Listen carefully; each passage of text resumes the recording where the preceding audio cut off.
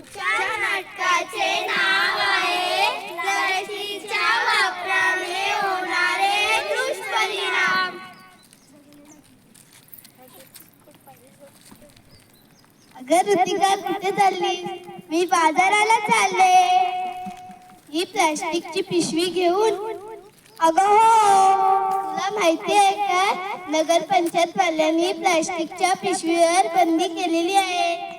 अगं पण ही प्लास्टिकची पिशवी किती आपल्या कामाची आहे. आपण तिला घरी मारून कुठेही नेऊ शकतो. याच्यात भाजी फळे प्लास्टिकच्या पिशवीमध्ये फ्रीज मध्ये ठेवू शकतो. हो बरोबर आहे, पण इकडे ये जरा. या कालव्यात बघ किती घाण आहे. देवाला वाहिलेली फुले प्लास्टिकच्या पिशवीत खाद्य पदार्थ टाकलेले आहेत. अगं हो हो, मी असं एकदा ऐकलं होतं की प्लास्टिकच्या वापरामुळे कॅन्सर वेगवेगळे आजार होऊ शकतात.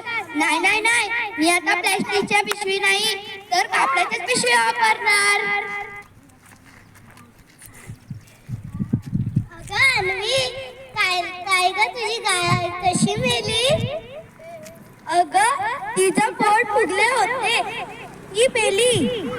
हे बघ किती कालव्यात पिशव्या, त्याच्यातली एखादी पिशवी खाल्ली असेल.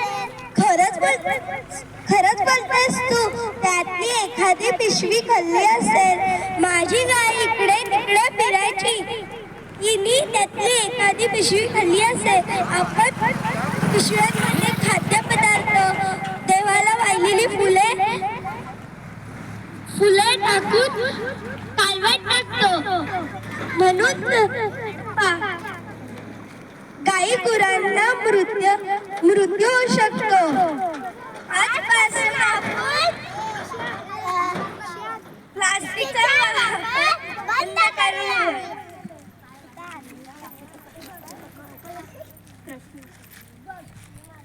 अगं अद्विका, तू प्लास्टिकची बाटली का वापरतेस? अगं हो, मी प्लास्टिकची बाटली वापरतो. प्लास्टिकची बॉटल हलकीच असते, सहज कुठेही नेता येते. पाणी पिऊन झाल्यावर तिला अशी तोडून फेकता येते. अगं हो, तुझं खरं आहे, पण तू प्लास्टिकच्या बाटलीतलं पाणी प्यायलास तर तुला आजार होईल.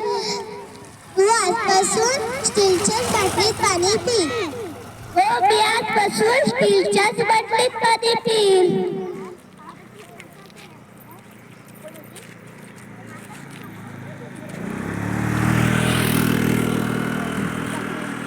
चॉकलेट, बिस्किट, कुरकुऱ्यांचे कागद इकडे तिकडे टाकणार नाही, कचऱ्याच्या टाकणार.